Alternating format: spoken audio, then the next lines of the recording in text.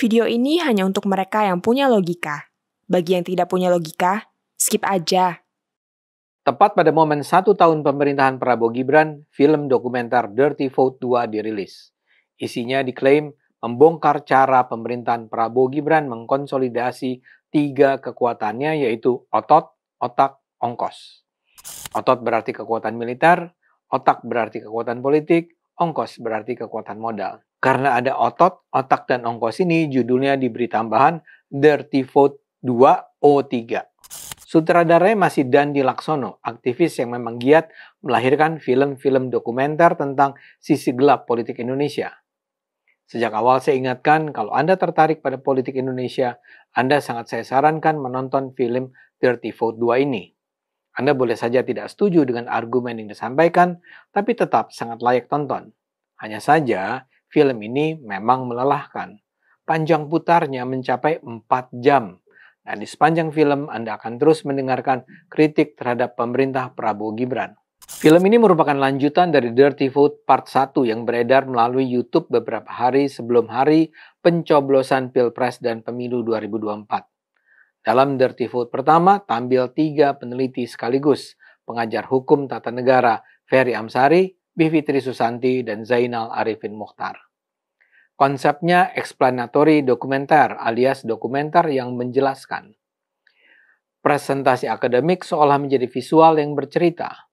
Masing-masing talent membedah suatu isu. Kemudian masing-masing mereka memberikan analisa terhadap isu tersebut. Dirty Vote pertama menyoroti apa yang disebut pembuatnya sebagai kecurangan pemilu 2024. Menurut mereka, kecurangan itu dilakukan secara sistematis. Aparat negara dimobilisasi untuk memenangkan pasangan Prabowo Gibran.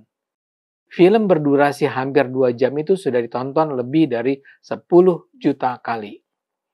Adapun Dirty Vote Part 2 bahkan memakan waktu lebih dari 4 jam. Dirty Vote 2 ini berusaha menggambarkan apa yang terjadi sesudah pemilu. Film Dirty Vote 2 O3 membuka dan membaca kartu-kartu politik oligarki yang selama ini tersembunyi di balik panggung kekuasaan, yang memperlihatkan bagaimana sistem politik kita perlahan dibajak, diatur sedemikian rupa agar selalu menguntungkan kelompok yang sama. Itulah bunyi captionnya. Dari aturan lembaga hingga uang negara, semuanya menjadi alat untuk mempertahankan kendali lanjutnya. Ferry, Bivitri, dan Zainal masih tampil dalam Dirty Vote 2, ditambah Bima Yudhistira, seorang pakar ekonomi di lembaga think tank Selios. Hanya dalam waktu 4 hari, penontonnya sudah hampir mencapai 1 juta.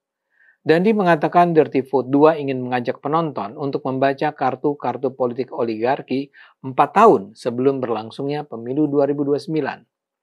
Dirty Vote 2 diklaim tidak hanya merangkum keresahan umum yang beredar di media sosial, pemberitaan, atau hasil kajian, tapi juga memaparkan analisis berbasis riset untuk membaca arah perilaku rezim Prabowo Gibran dan koalisi politiknya di masa depan. Film ini juga diklaim membongkar cara pemerintah Prabowo Gibran mengkonsolidasi 3 kekuatannya.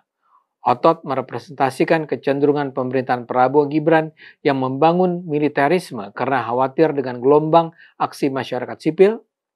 Otak merepresentasikan cara pemerintah dan partai politik mengendalikan parlemen hingga oposisi. Dan ongkos merepresentasikan keterkaitan politik terhadap konglomerat yang mendukung program strategis nasional.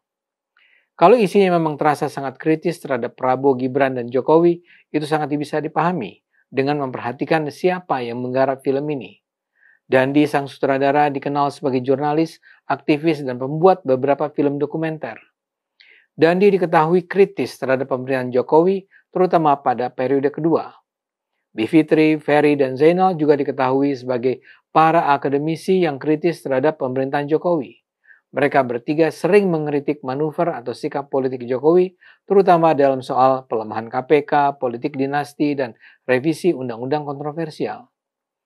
Bima juga diketahui kritis, terutama soal kebijakan ekonomi pemerintahan Jokowi. Jadi bisa dibilang, Dirty Vote dibuat oleh kelompok yang memang sudah punya sikap politik yang berseberangan dengan Jokowi. Dan bagi mereka, pemerintahan Prabowo Gibran adalah kelanjutan politik Jokowi. Terus terang harus saya akui saya tidak menonton secara utuh film berdurasi 4 jam ini. Saya menontonnya loncat-loncat. tapi saya rasa saya bisa menangkap gagasan yang ingin mereka sampaikan. Mereka memiliki landasan berpikir bahwa kekuasaan pemerintahan Prabowo Gibran punya legitimasi yang rendah akibat proses pemilu yang dianggap penuh kecurangan. Dari situ muncul pola kekuasaan baru yang ditopang oleh 3 pilar utama tadi. Saya sendiri tidak bisa menyimpulkan secara tegas kecurangan mana yang dimaksud. Untuk itu rasanya saya harus balik menonton lagi Dirty Vote Part 1. Dari apa yang saya tahu sangat berlebihanlah untuk menuduh bahwa pemilu 2024 berlangsung penuh dengan kecurangan. Kalau yang dimaksud adalah banyaknya money politics, terpaksa saya katakan, money politics adalah pelanggaran hukum yang berlangsung sedemikian luas sehingga tidak bisa dikatakan bisa merendahkan legitimasi kekuasaan Prabowo Gibran. Atau barangkali yang dimaksud adalah soal putusan Mahkamah Konstitusi yang memungkinkan Gibran dicalonkan sebagai wakil presiden. Argumen ini semakin lemah. Keputusan MK adalah keputusan yang diambil oleh 9 hakim MK. Meski opini 9 hakim MK memang terbelah, tapi itu adalah keputusan yang sah. Majelis Kehormatan Mahkamah Konstitusi tidak menganulir putusan MK tersebut. MK misalnya memang menyatakan Ketua MK Anwar Usman melanggar etika dan diminta mengundurkan diri dari jabatannya, tapi belakangan PT UN menyatakan MK tak berhak mengeluarkan keputusan itu. Tapi itu nampaknya diabaikan Zainal dan kawan-kawan. Karena mereka menganggap Prabowo Gibran curang, mereka kemudian percaya bahwa Prabowo Gibran merasa insecure. Posisi sang presiden dan wakilnya goyah dan karena itulah mereka mengerahkan segala daya upaya untuk mengamankan kekuasaan sampai 2029 atau bahkan lebih dari itu. Ferry menjelaskan ada 3 tujuan akhir dari pola O3 tadi. Pertama, pemenangan pemilu dengan menggunakan seluruh instrumen negara. Kedua, kapitalisme terpimpin yaitu pengendalian ekonomi oleh segelintir elit dan oligarki. Ketiga, kembali ke UUD 45 naskah asli. Itu semua dilakukan sebagai upaya menghidupkan kembali pola kekuasaan terpusat ala Orde Baru. Ketiga tujuan ini membentuk apa yang disebut film ini sebagai lingkaran setan rezim otoriter. Kekuasaan menjadi stabil bukan karena kepercayaan rakyat, tapi karena kemampuan mengontrol otot, otak, dan ongkos. Karena dimulai dengan kecurigaan itu, maka apapun yang terjadi dalam setahun terakhir di Indonesia dilihat dalam kacamata itu. Mereka misalnya menyebut bahwa dipertahankannya Listio Sigit sebagai Kapolri selama 4 tahun terjadi karena Listio dianggap bermanfaat untuk membantu keberlangsungan kekuasaan Prabowo Gibran. Mereka juga menuduh rancangan Undang-Undang Polri dan KUHP yang sedang dibahas saat ini akan memperkuat Polri. Misalnya dikatakan, dalam RUU Polri, polisi diizinkan menyadap tanpa prosedur perizinan. Polisi diizinkan memblokir, memutus, memperlambat akses ruang cyber. Dan polisi diizinkan melakukan cegah tangkal orang asing. Itu semua menurut sang trio pakar diadakan untuk memperkuat kekuasaan Prabowo Gibran. Begitu juga dalam RUU KUHP dikatakan pemeriksaan dapat direkam dan ada perpanjangan penahanan penyidikan. Itu pun dianggap sebagai bagian dari cara penggunaan instrumen negara untuk mempertahankan kekuasaan Prabowo Gibran. Mereka juga bahkan menganggap saat ini pemerintah mengerahkan aparat hukum untuk bertindak represif dan brutal menghadapi pengunjuk rasa. Dikatakan bahwa dalam aksi massa akhir Agustus lalu ada 10 warga tewas. Itu disebut untuk menunjukkan betapa all out-nya pemerintah Prabowo Gibran untuk menghabisi gerakan masyarakat sipil. Terus terang saya merasa apa yang berusaha dilakukan trio pakar ini memiliki nilai penting. Salah satu hal yang penting adalah peringatannya bahwa saat ini para perwira TNI kembali menempati posisi-posisi strategis di luar militer. Misalnya saja tentang bagaimana besarnya peran TNI dalam urusan pangan seperti proyek makanan bergizi gratis. Tapi ini jadi terpinggirkan karena itu semua dibungkus dalam tuduhan bahwa Prabowo Gibran memiliki posisi insecure dan berusaha mempertahankan kekuasaannya dengan cara-cara tidak demokratis.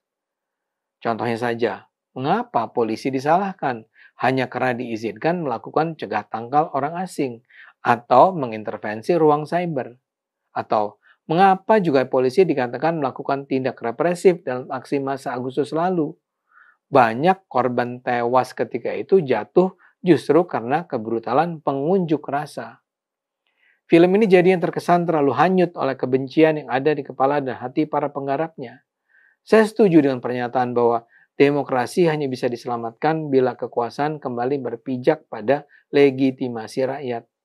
Karena itu kita harus terus menjaganya dengan mengikuti secara seksama apa yang terjadi di dunia politik kita saat ini. Dirty Food 2 layak ditonton untuk menambah informasi dan wawasan kita.